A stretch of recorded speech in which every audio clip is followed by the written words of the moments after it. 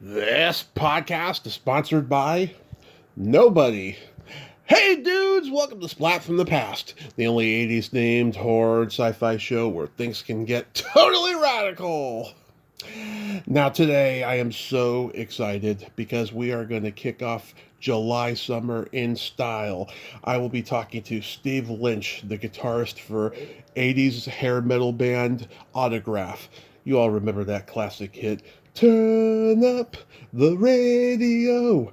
It's a classic. I mean, it was a classic then, it's a classic now. It's a classic rock staple now. And it's going to be great to have him on. I've been trying to make this happen for a while. He's got a memoir out called Confessions of a Rock Guitarist. And yeah, we're just going to talk minutia of Autograph and talk about the book. And the band was in the Dudley Moore Kirk Cameron movie Like Father Like Son. That was how I first became aware of them and stuff. And then I heard Turn Up the Radio years later, because by the time I came around, that video wasn't being shown anymore on MTV. It was like old hat. And so I became aware of the band that way. And so it's going to be great. And he's also a guitar teacher. I want to see if he's still doing that. And yeah, it's going to be a fabulous conversation. You know, I've seen him on other podcasts. He seems like a fun guy, great personality, and I love talking to these 80s metal guys. So yeah, here is my interview with Steve Lynch.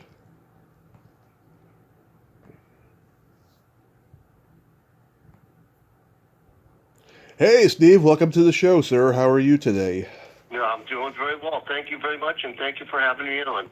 Absolutely. I'm glad we can finally make this work. This is such a big thrill for me. Yeah, absolutely. My schedule's a little bit hectic, and I've been trying to find room for these things, but I'm glad we were able to finally connect. Yes, it's awesome. So let's start with this memoir you have out, Confessions of a Rock Guitarist. What made you want to write your story? Well, what happened was, a lot of people were always asking me, these questions about, what happened this and what happened then, and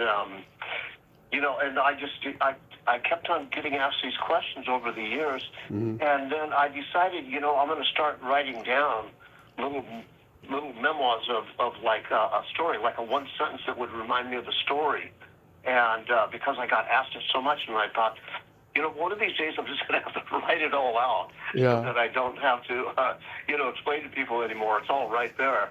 And so I started putting these little stories together in chronological format. And before you know it, I had a book, and then I went through and I actually put the humor in and everything, and decided, okay, this is pretty detailed now. I couldn't fit all of these different stories in because of the fact that there's just so many. Yeah. Too many to put into one book, and the publishing company was telling me, you got too many stories already, you can't put any more in. But, those are the most fun to share and the most dramatic points in my life and everything, so I think it came out very well. Yeah, that's so awesome. How long did it take to write? Well, it took a couple of years. I actually started doing it right when COVID hit, because I thought, I can't go out on tour, I can't teach, I can't really do anything at this point, so I just decided, well, I'm just going to sit at home, collect my royalty checks, and start putting this together. So it took a couple of years, but then, it took me about a year after that to fine-tune it. See, because I basically wrote it and edited it, and I had a little bit of help with the editing, but, not much, really. I wanted to keep the stories as authentic as possible. But my main problem was just being too wordy, like I am right now. So I just had to cut back on, or re-edit the way I said things so that there wasn't too many words in a sentence or a paragraph. And so once I trimmed it down, it was ready to go. Yeah, I read the Amazon sample, and Oh my God, it seems like music really saved you from a life of crime and possibly worse. Because there's the, Yeah, stories about like, the nun at the Catholic school, your friend committing suicide, and then stealing lawnmowers. It seems like music saved you. yeah. It's just, yeah, I was kind of going off in a bad direction because of the people that I was associating with. But, I straightened up, because I fell in love with guitar. And so, in that sense, yes, it definitely did save my life. Yeah, that lawnmower story actually cracked me up because I have a couple uncles. Back in 1969, they shoplifted a bottle of Jack Daniels, then stole a shopping cart, and spent the whole night drinking the bottle and ripping out car antennas and putting them in the shopping cart. Oh, my God, yeah. Yeah, That's very similar to what I was doing, yeah. yeah, the classic vandalism of back in the day that you can't get away with nowadays. you Right. know, Yeah, cars don't have antennas anymore. I know. Did you put any stories in the book that you later regretted or leave anything out? I didn't put anything in that I regret at all. I was just truthful and I just wanted to tell the story of everything, the way I remembered it, and I had to, call some old friends and my relatives to remind me, if they were as correct to our memories, and Yeah. as correct as possible anyway. And yeah, so there's no regrets in it whatsoever, except for the fact that I do wish I could have put more stories in, but the publishing company just wasn't going to allow it. Well, if you have enough for a part two, then maybe you can do that. Yeah, it's like I'm not going anywhere, so there might be a part two coming up. You never know. So going back in time, I mean, you started out on the bass before Hendrix made you want to switch to the guitar. I'm curious though, like, did you see the Beatles and the Stones on Ed Sullivan before that? Oh yeah, yeah. I saw when I was only 9 years old in 1964. Hmm. I saw the Beatles play on the Ed Sullivan Show, and I was completely, amazed by it. And of course, my older sister Mary, she was totally into the Beatles, and she's the one that kind of got me into it. She got to meet the Beatles album, then seeing them on Ed Sullivan. That pretty much sealed the deal for me. I loved it so much, and I wanted to do that. And that was from the time I was 9. So my dad got me an old acoustic guitar, but it was like from Sears and Roebuck's, and the strings were so far off the neck I could barely make anything come out at all. It was Hmm. a $9 guitar. So it was like, that's what you get back then for, came in a cardboard box and everything. So, but I kind of lost interest, but then a couple of years later, I picked up bass, and I was really into playing bass. And the reason I did that was because there's already another guitar player Hmm. on the block, and so we wanted to start a band. And I thought, okay, well he plays guitar and sings, so I guess I'll pick up bass, and then we'll find a drummer, And Hmm. so that's the way it was going to go. And that's that Jerry that I spoke of in the book, that Yeah. tragically committed suicide, and so, yeah, and so, then that happened, and then Jimi Hendrix died, and, a couple of years later, and I just thought, okay, that's it. I'm just going to switch over to guitar, because that was my initial, desire was to play guitar, not bass. I was just doing it because of the fact that we were putting together a band and needed a bass player, so that was that. But then I switched over in 1970, playing Wow. guitar. I've been doing it ever since. Do you remember the first album you ever bought or was given to you? It was probably the Meet the Beatles album. My sister gave that to me. I remember that. She held on to it for a while, but then she just basically kind of loaned it to me, and then so I could have it. So I wore that out. I wore that album out, and then the first album that I bought was in 1967. Was Jimi Hendrix "Are You Experienced?" Hmm. So Yeah, great album. Great album. yep. And What? that's what really changed my life. I mean, I literally wore that record out. And I Yeah. remember back then, in 1967, it was only like I think it was $4.99 for the album. But Hmm. that's the way it was back then. It was very cheap. $4.99 or $3.99. It was very cheap. It was under $5. I know that. Yeah. Uh, what would you say is the best hard rock live album? Boy,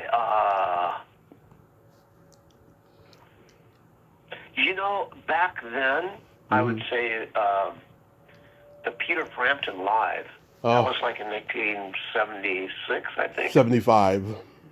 Was it 75? Okay. Yeah, my dad was there. He was there at Winterland.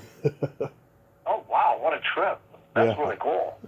Yeah, he goes to the show, and they announce halfway through that a live album is being recorded. Yeah, he was pretty happy about that.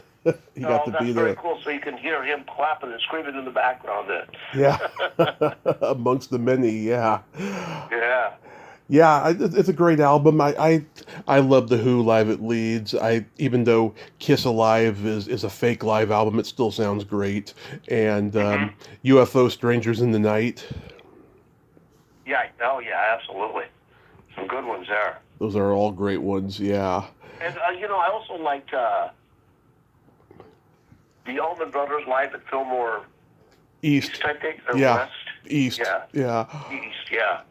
That album, that's another one that I don't talk enough about, but I think I got my real sense of melody while soloing by listening to the Allman Brothers. There's Dickie Betts and Duane Allman, of course, but I just absolutely loved the way they did their guitar parts in there, and so I was influenced quite a bit by that. Oh yeah, my dad's a big Allman Brothers fan. Him and my uncle both. I used to go over to the house in the summertime to barbecue, and they'd just be playing Allman Brothers albums and stuff. It was pretty cool getting that early music education. Yeah, absolutely. And I learned a lot of those songs, by ear, because there was no other way to learn them really. And so that's why I learned and developed my ear was, from the late 60s on, everything was by ear. So. Yeah, because there's no internet, you had no access, you had to learn everything just by listening. Yeah, and the teachers back then, there wasn't like rock guitar teachers back then, back in the, at least none that I could find in the area that I was in, which is just north of Seattle. But they wanted you to just like read out of a book, like, Mary Had a Little Lamb and Twinkle, Twinkle, Little Star and all this, and I'm going, that's exactly what I don't want to do. So, yeah. I was never interested really in reading music. So. What was the first concert you went to? Boy, I think it was Jimi Hendrix, actually. First concert, that would have been 1967. Me and my friends, we snuck into the Coliseum in Seattle, and I was only 12, and I believe it was 67. And and saw Hendrix and Mountain with Leslie West. Yeah. They were opening up for him. In 67? Yeah. At least it might have been, because Mountain, I'm thinking, they didn't go back that far. Because I know he had a band called The Vagrants. They were a garage rock band. It must have been them. Maybe it was, but they opened up for Hendrix. But I might be getting, it's so long ago. I mean, we're talking, 50 plus years ago. Yeah. Like 55, 56 years ago. So it might not have been Mountain opening up for that, but I could have sworn it was Mountain opening up for Hendrix. But, and then I saw him actually perform a couple of times. I saw him, the last time was Seattle Stadium. That was near the University of Washington. It was an outdoor show, and that was just literally months before he passed away. Yeah. So I got to see one of his last performances, Wow. And that was also around the same time the Monkees were touring with him. Oh yeah, that's right. Absolutely, yeah. I know people to this day still can't believe that happened. Yeah, I know. Well, it seems like such a pipe dream because of the fact that here you have Purple Haze against I'm a Believer. You know what I mean? So it's like the dichotomy of that whole real pop versus at the time, which would be even considered metal, because it was so heavy. So. Yeah, oh, it's like John Cougar Mellencamp used to do shows with Kiss like in the early years. Oh, there you go. Yeah. Yeah, crazy, really crazy. So when Autograph forms, it's 1983, right? Yeah, the latter part, around September, October of 1983. Yeah. Mm-hmm. We had been just guys that were just jamming together. We had all played in different bands together, but not in this particular incarnation. And so when Kenny, the drummer, played our demo tape that we recorded with Andy Johns, Mm-hmm. Kenny played that for David Lee Roth, and they were jogging buddies. They'd meet at 8:30 every morning and go jogging up and down Sunset Boulevard. and David loved it. And he said, "You guys want to come out on tour with us for the 1984 tour?" And Kenny says, "Yeah, but let me ask the rest of the guys if they can do it," because we were all playing in bands already and recording and had record deals and everything. And so, but we decided, yeah, we could take some time off and let's go out and open for Van Halen. Hell yeah, it's a great opportunity. Yeah. So that's when we officially formed as a band and called it Autograph and went out and opened up for Van Halen. Yeah, and then everything changed. Yeah. It was so successful that we actually, got signed by RCA and had developed already a fan base, and so we thought, these other bands we're working with don't have anything as promising as that. So we quit our other bands and did our first record for RCA, and next thing you know, it's gold, and we're hearing the song on the radio all the time. Yeah. Especially turn up the radio, that was just killing the airwaves. So that was that. It just kind of happened. Yeah, my buddy's dad saw you guys open for Van Halen. I think it was at the Cow Palace in like May of '84. That's right. Yeah. Yeah. Yeah. Yeah. We did play there. We did play there with him. Absolutely. Yeah. That was in Detroit, right? No, that was Daly City, California. Oh, okay. Okay, yeah. Yeah. Not so long ago. So you guys came up with the name Autograph while you guys were driving to Florida to do the show with Van Halen. Like, how did the name like just come up?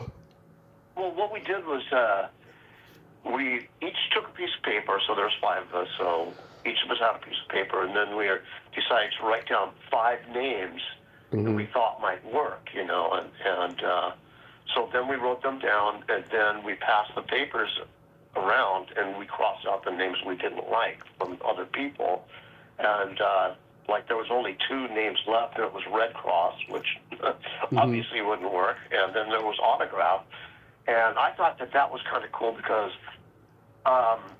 it's a signature. We had a signature sound. We didn't sound like any of the other bands in LA. Now, think that we were like older than the other 80s bands. We were the same age, in fact, older than Van Halen. I was like a little bit older than Eddie. And so I'm the same age as Michael and David. And then, like Randy Rand and Steve Bluck and Steve Isham, they were older than everybody except for Alex. Yeah.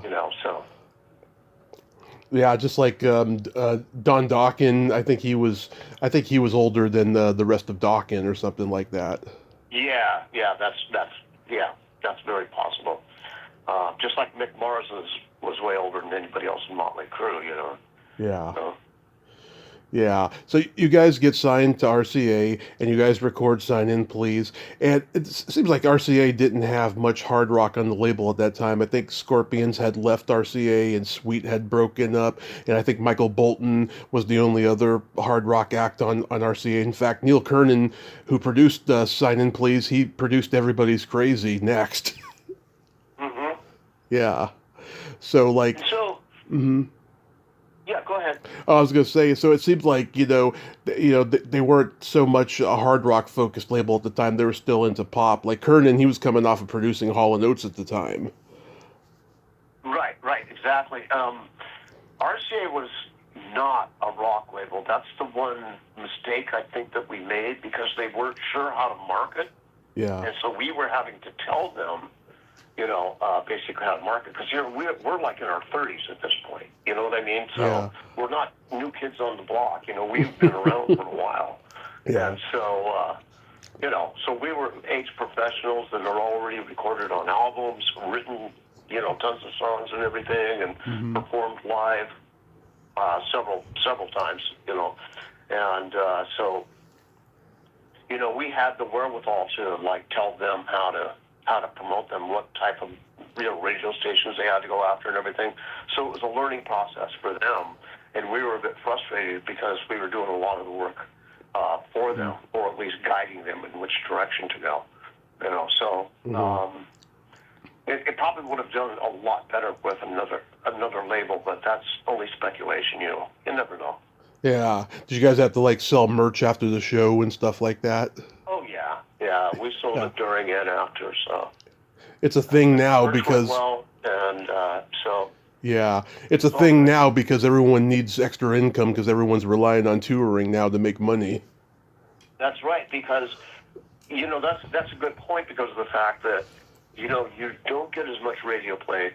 Bands still do on classic rock, but it's not like when you first come out and you're just inundating the radio stations, and it's not like that. So your royalties do diminish after time, and you're not selling records. Yeah. People are downloading just songs. And the whole streaming thing. That's like a joke. You get less than pennies on the dollar. Let's put it that way. But the thing is that if you're not selling albums and you're not getting as much radio play, then where's your money going to be coming from? A lot of these bands that were really big, they end up being broke. You'd be surprised how many big name bands have ended up being broke and having to get different jobs later on in their careers, just to make a living.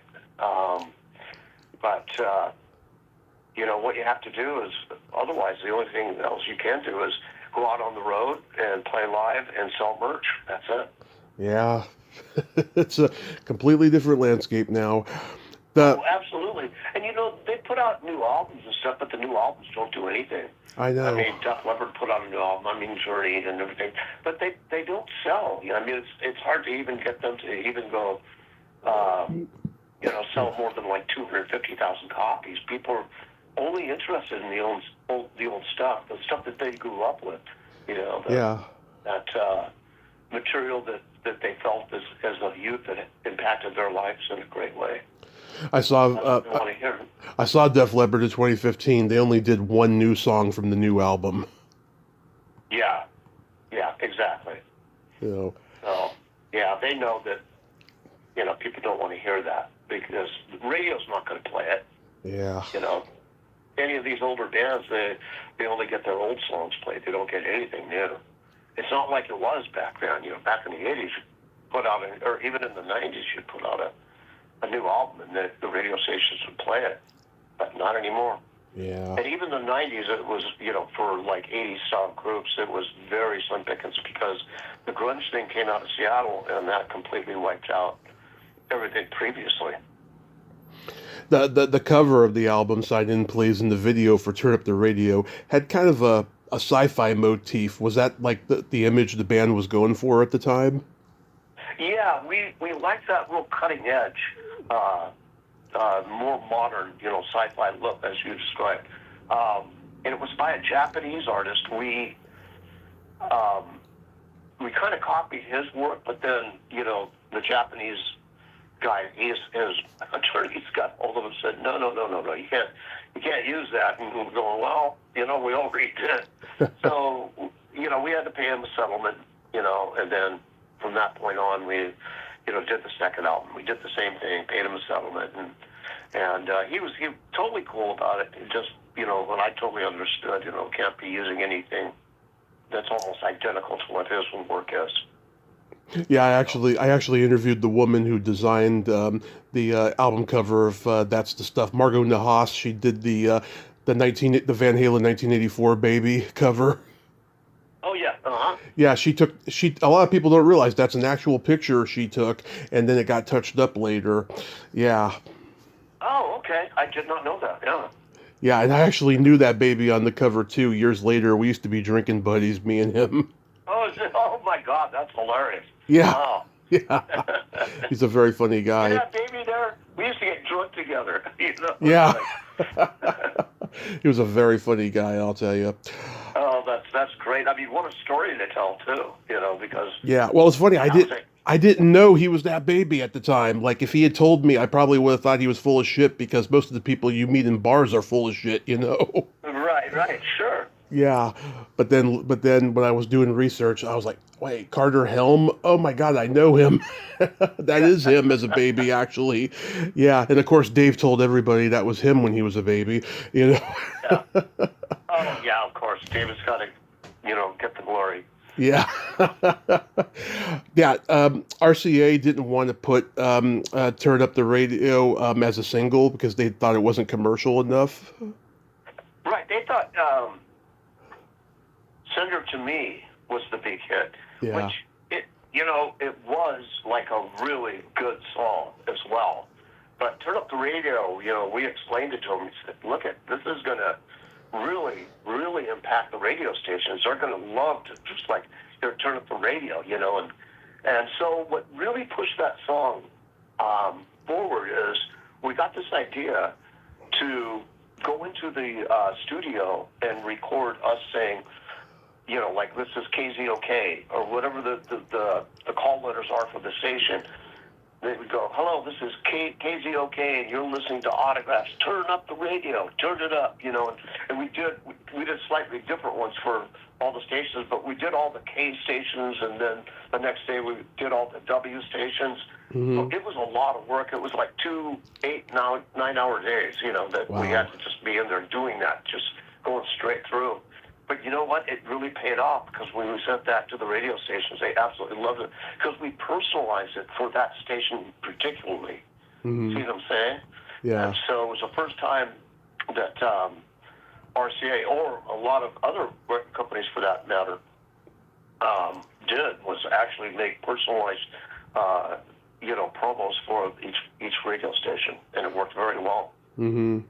That guitar solo you play, I mean this sincerely, it's magical. I put it up there with Warren D. Martini's solo on Round and Round as the best of 1984. I mean, it's a great, great solo. Great, thank you for that. Yeah. A lot of people have asked me, through, including my students, they say, what, how do you come up with your solos? I mean, what makes them so fit the song so well? And I told them that I write the solo for every different song. I just don't jam through it. Mm-hmm. Like I'll jam through, like say on the outro of the song when it's fading out. I'll be jamming, then. But I wrote a song or a solo for each different song that would fit that song only. You know what I mean? Yeah. So like with Turn Up the Radio, I spent 5-8-hour days coming up. So I spent about 40 hours coming up with that solo until I found something that I thought was perfect for it.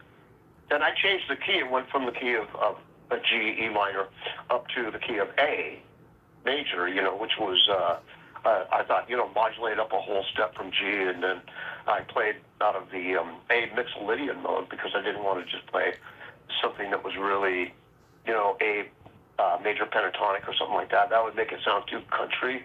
And so I wanted to do something that was really unique for that song. And so I did. I recorded it that way. And I also doubled all my solos. I mean, that's not one solo you're listening to. You're listening to 2 tracks being played as one. Wow. And so one is always mixed at 10 o'clock, which is slightly to the left speaker. Then the second track is always mixed at 2 o'clock, slightly to the right speaker. And so that way it panned out, a little bit more, and you would hear the division a bit more. And the slightly out of pitch bends, which I really liked, and that. So I did that with every one of the solos that I recorded with Autograph, is I doubled them. Mm-hmm. So, and then that way, people, I listen to a lot of solos by guitar players, and I just think, God, if they would have sat down and just, rather than just jamming over that section in the song, if they would have just sat down and just like, this is what I think, I agree that Warren D. Martini he definitely did that with Round and Round. You know, you can tell. I can tell whether it's somebody that that jammed and just blew their way through it, you know, playing licks they already know and everything, or somebody that actually took the time to sit down and write something specifically for that song. And I like those kind of solos, you know. It's like really, like David Gilmour. Like that's like he's one of my favorite guitarists, you know, along with of course Hendrix and Page and Beck, you know. But I would like the way that he would construct things, and then he would play them that way live with very little variation on the solos, because, you know, I learned that people like to hear you play live what you put on the album. They like to watch how you did it. And so when we first went out on tour after Turn Up the Radio, I think it was with Aerosmith, and we were on tour with, and I kind of was just like messing around with the solos, changing them up a bit and stuff, and I did that with Turn Up the Radio and a few other ones, and there was a couple girls that walked up to me after the show was over, and they said, "Hey, you know, we're guitar players, but why didn't you play? We came here to specifically watch you play your guitar solos to see how you did them, and then you didn't play them exactly like that." And so we were a bit disappointed that you didn't do that. And so that really struck me, you know, and I thought, wow, they really do pay that close of attention, you know, to the guitar solos. And so from that time, I learned the solos exact, and I started performing them that way, and it made a big difference. And you guys were like one of the few bands that had a strong emphasis on keyboards. Was that a conscious decision, or was that something the label came up with? No, that was a conscious decision by us. I knew Steve Isham, the keyboard player. I'd known him since 1975 up in Seattle, and I was in a group called Silverload, and he was in a group called Bighorn, and we both played this whole Seattle, whole Pacific Northwest area, you know, very consistently. And my group, Silverload, would play a lot of times right behind them, doing a weekend at a particular place, and then we were right behind him, so I'd always be running into him. Then, you know, one of the first places I lived in L.A. was an area called Glendale. I was moving into an apartment that he was moving out of. Yeah. And so we like looked at each other and went, "Oh, holy shit!" You know, out of 16 million people, you're moving out of the same apartment I'm moving into, and so it's I guess it's destined that we're supposed to be playing together at some point, you know. And so we did. We played in a couple projects together, and then we, you know, Autograph came together, and of course he was a keyboard player, and so we were really glad. I was really glad to have a keyboard player in there, because I just like the way that it sounds overall. It adds this other texture, and I like to solo over a keyboard as well. I think that it blends very well melodically and everything. So that was a conscious decision, and if or when I decide to put another Autograph together or whatever, I would definitely, you know, or if it was a solo project, then I would definitely use keyboards on it. There's no doubt. Yeah. See, I grew up listening to more progressive bands. Oh, yeah. I mean, look at even the Allman Brothers had keyboards, you know. Oh, yeah. And, you know, Greg Allman. And, you know, but when I was listening to Genesis or, you know, a lot of the other bands, they always had keyboards in them. I really liked that. I really liked that progressive type sound. So, oh, it's great. You know, like Emerson, Lake and Palmer, and the list goes on and on, you know, Yes, and, you know, some of those bands that were more progressive, I really admire the keyboards in there. Oh yeah, they're all fantastic. Yeah, I love your instrumental Hammerhead on the second album. I think it's your Eruption. It's friggin' awesome. I can listen to it over and over again. That finger tapping you do is just wild. Yeah, that was a tough one. Yeah. I mean, I've seen a couple of guys get it really close, because there's an instructional video out there that shows it, you know, part by part how to play it. But it's a really tough one to play live. And by the way, that one was tripled. It wasn't doubled. I actually did. That's 3 guitars together. Yeah. And it took me, 8 hours to get that one just right, and even still I would tweak some of it, where I could put it a little bit better. In the timing, I would have improved the timing a little bit, but Yeah. after 8 hours, my hands were going, no more. Yeah.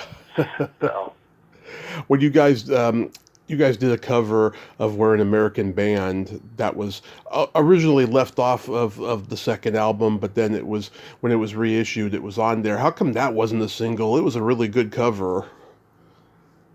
this is when RCA's,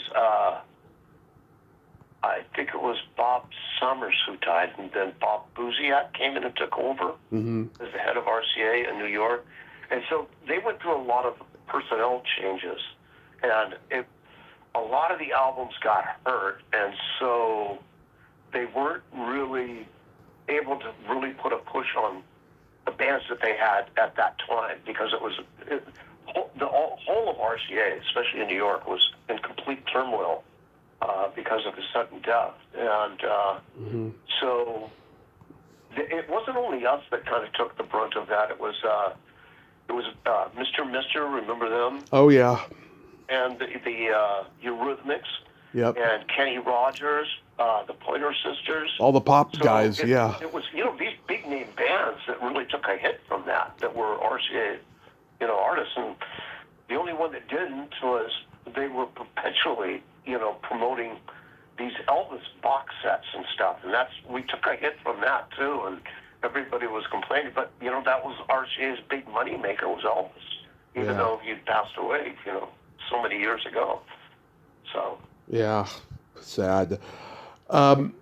Yeah, I mean, I also love take no prisoners, and you can't hide from the beast inside. Those are all soundtrack songs that you guys got to do. Yeah, right. We were doing quite a bit. A total of 5 movies, maybe 6. Yeah. Yeah, because we played live in the one. She Never Looked That Good for Me. That was like Father Like Son. Like Father Like Son. That was the first time I saw you guys too. My brother, who's 9 years older than me, rented the movie when it first hit the video shelves, and that was the first time I saw you guys. The first time you saw us was in that movie, right? Yeah. How did that come about? Well, we were just asked to do it. We really, the timing was really like, I don't know if we can do this. We'd just gotten off tour, or we were just going on tour with Motley Crue. Mm-hmm. And so we were like, we literally had to get on the plane after we got done filming that to go out and play the first show of Motley Crue. And so I remember we were really under pressure. We didn't know if we were going to be able to do it or not, but we thought, hey, this is a big name studio. It's got Dudley Moore and Kirk Cameron in it, which were huge stars at the time. Yeah. And so we thought we got to do it. So we did it, and we went in and we kicked butt. And it's funny, during the filming, the director says, "Okay, guys, just do like a run through. Just get up there and jam and have fun and everything." And so we did, but he was filming.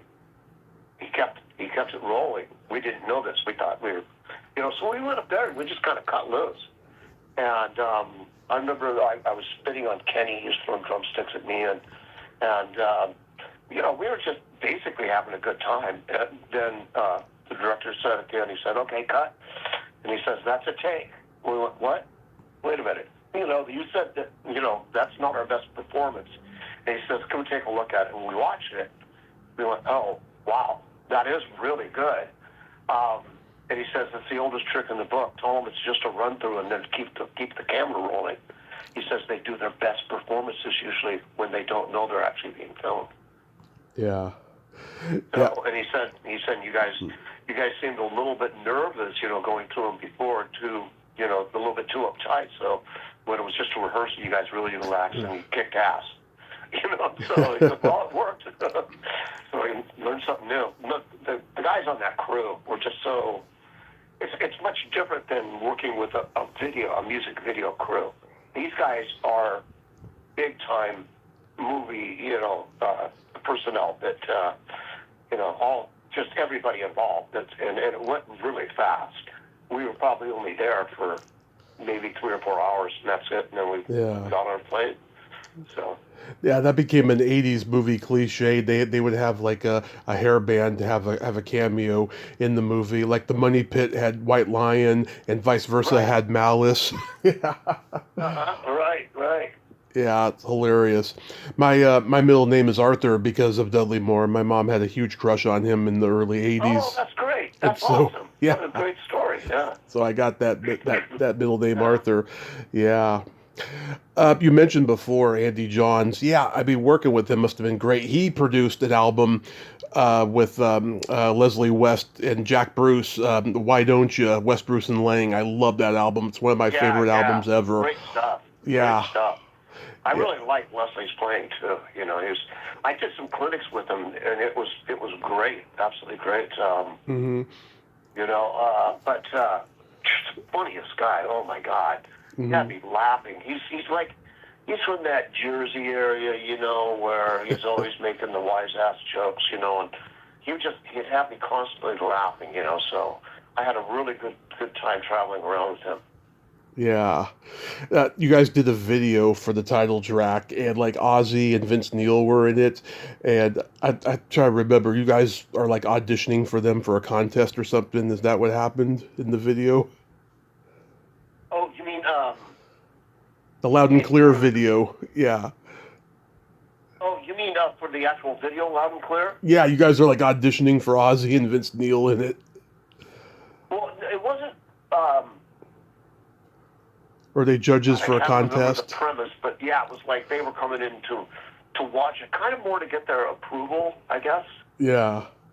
And so, we'd just done Headbangers Ball with Ozzy. That was a blast. Hmm. And then we had just gotten done touring with Vince, in Motley Crue. And so we asked them both down. They said, yeah, sure, let's do it. And so it was funny, but then when my solo came around, then they both start looking at each other and they go, oh, wow. They started clapping and going crazy when my solo was going on. And I thought, that's so cool, that all happened. And I guess that all happened naturally. They weren't really told to do that, by the director, Ollie Sassoon.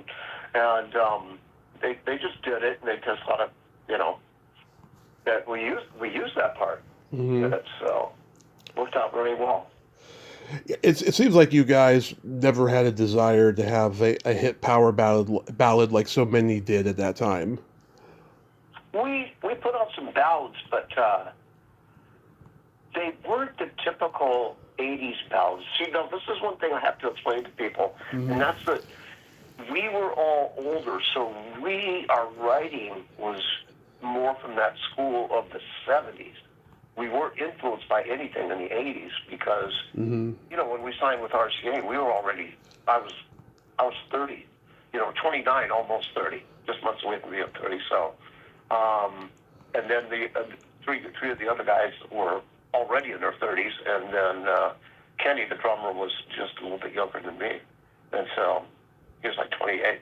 So we were of a different era than just, so our writing was a little bit different as well. I thought we were very unique, and that's one of the reasons why I like the name Autographs, is because we didn't sound like the typical LA band, '80s band, which are all from LA at that time. I mean, all of the Yeah. '80s bands were coming out of basically LA at that time. Good majority of them, anyway. So when the name Autograph came up, I thought, signature, we have our own sound, and I like that. Yeah, it's like Rat. They didn't want to have any ballads, and then they do the album with Desmond Child, and he gets them Diane Warren's "Giving Yourself Away." And by that point, there's so many hair bands having hit power ballads, nobody cared anymore. By that Mm-hmm. point, yeah, That's exactly right. We did have some ballads, but like I said, the writing was different from what you would typically hear on an '80s ballad. You know what I mean? yeah, We were listening to more seasoned guys writing, and so it was a bit different. yeah. It didn't have the acoustic guitar and the Right. piano and stuff. It didn't fit the format of the typical '80s ballad. You know. Right. So to wrap this up, like, are you still teaching guitar? No, basically, I'm retired right now. My fiance and I just got a place down in St. Petersburg, Florida, and loving it here. Such a cool town. It's a very artsy town, and has a vibrant music scene and an art scene, and so we're loving it here. And of course, the weather's perfect, and so. Yeah. Basically, I'm just taking it easy. What I plan on doing is, excuse me, continue writing and, doing some solo work. I'm still considering another autograph, but we're still kind of getting settled in here. And right now, I'm just not putting a push on anything because I really don't need to, because I'm basically semi-retired right now. Just enjoying life. Yeah, I know you won that lawsuit over the band's catalog. Are you still friendly with Plunkett? Yeah, I'm friendly with Plunkett. Yeah, that whole thing. He gave me the permission to go ahead and take care of all the legalities of it, which I did, and we came out on top. But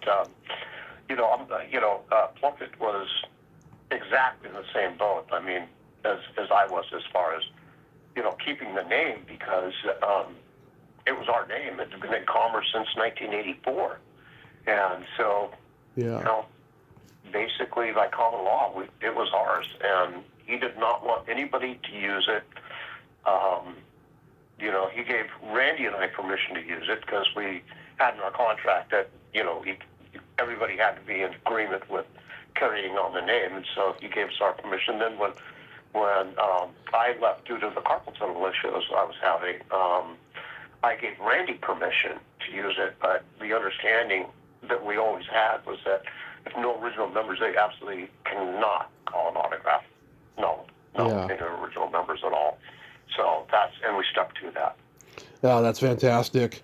Yeah, I hope you guys do at least one more collaboration, because I gotta tell you, we 80s nerds, we love autograph. I mean, I cannot tell you the amount of girls I know who grew up in the 80s were so excited I was going to talk to you today because they love Turn Up the Radio and all the other songs.